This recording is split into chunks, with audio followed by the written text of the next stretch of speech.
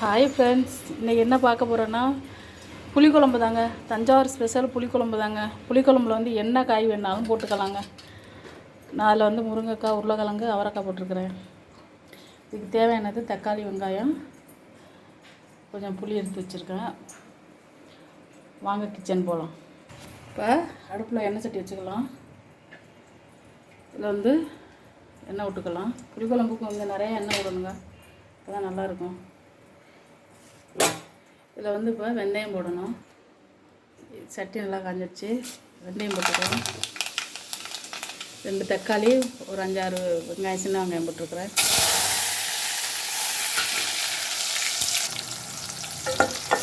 கிண்டி விட்டுக்கலாம்.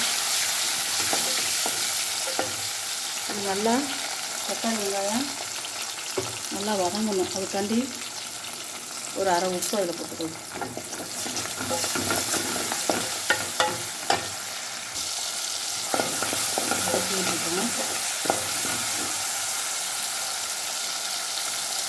இது வந்து டக்குன்னு குழம்புல ஏற்றி எந்த காய் இருக்கோ அதை போட்டு டக்குன்னு குழம்பு வச்சுருவாங்க இந்த ஒரு சைடு. கருவேப்பிலை, 2 பச்சை மிளகாய் போட்டுக்கலாம்.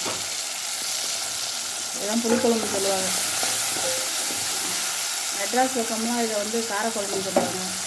நாங்கள் வந்து இதை புளிக்குழம்புன்னு சொல்லுவோம்.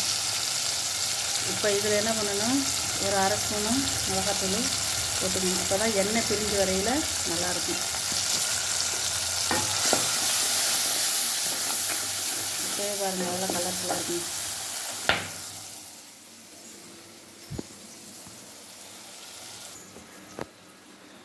இதில் 2 ஸ்பூனு மல்லித்தூள், 1 ஸ்பூனு மிளகாத்தூள் போட்டுக்கணும். புளி எடுத்து வச்சோம்னா அதை வந்து ஊற வச்சுருக்கேன். தேங்காய் அரைச்சி ஊற்றிக்க வேண்டியதான். குழம்பு கரைச்சி ஊற்றிட்டு தேங்காய் அரைச்சி ஊற்றிக்க வேண்டியதான். இதில் வந்து இப்போ குழம்பு ஊற்றக்கூடாது, புளி ஊற்றக்கூடாதுங்க, மரத்து போயிடுறதுனால கொஞ்சம் தண்ணி ஊற்றி குழம்பு வந்து கரைச்சி வச்சுக்குவோம். கரைச்சி வச்சுக்கிட்டு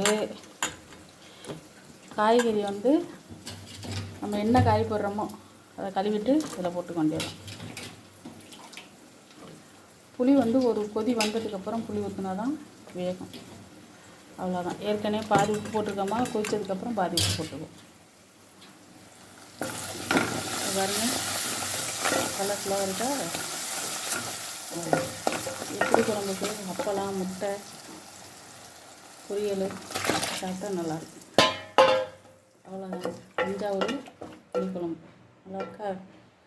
இது கொதிச்சதுக்கப்புறம் தான் நம்ம புளியை கரைச்சி ஊற்ற போகிறோம். குழம்பு கொதிச்சிட்டு இதில் நம்ம புளி ஊற போட்டுருந்தோம்ல, தண்ணி எடுத்தாச்சு. கொதிச்சதுக்கப்புறம் தான் ஊற்றணும், ஏன்னா அதோடு சேர்ந்து வேகணும். எடுத்த மாதிரி ஊற்றிக்கோங்க. இது ஒரு கொதி வந்ததுக்கப்புறம் தேங்காய் அரைச்சி ஊற்றிக்கணும்.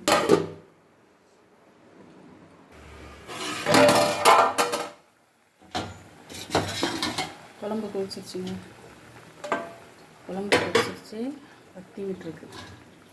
இப்போ இந்த ஸ்டேஜில் வந்து என்ன பண்ணுறோன்னா நம்ம தேங்காய் அரைச்சி ஊற்ற போகிறோம்.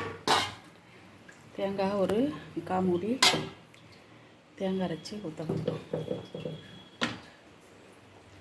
அரைச்சிட்டு வந்தாச்சு, ஊற்ற போகிறோம். இதில் முதல்ல அரை உப்பு போட்டோமா, இப்போ இன்னொரு அரை உப்பு. அவ்வளோதான். இது கொதிக்கும். இதுக்கப்புறம் நம்ம முக்கியமான ஒன்று போடணும். இதில் மாங்காய் தாங்க போட போகிறோம். மாங்காய் போட்டு புளிக்குழம்பு வச்சு பாருங்கள், சூப்பராக இருக்கும்.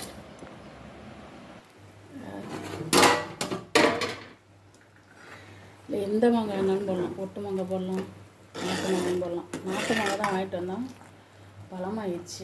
இருந்தாலும் இதை தான் போட தான் போகிறேன். இந்த இதுதான் போட போகிறேன். கொட்டையெல்லாம் அதில் போட்டால் நல்லா இருக்குங்க.